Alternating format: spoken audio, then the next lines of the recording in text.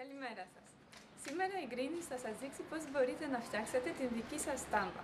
Ένας ωραίος τρόπος να περάσετε ένα δημιουργικό απόγευμα με τα παιδιά σας, να διακοσμήσετε κάποιο προσωπικό γράμμα ή επίσης μπορείτε να το δείτε και καλλιτεχνικά. Λοιπόν, για να κάνετε τη στάμπα σας θα χρησιμοποιήσετε μια βιολογική πατάτα, ένα μαχαίρι για να την σκαλίσετε, μητερό στην άκρη, ένα πινέλο, χρώματα, βιολογικό αλεύρι για να τα σταθεροποιήσετε, ένα μπολάκι για να τα αναμίξετε και νερό για να δέσει.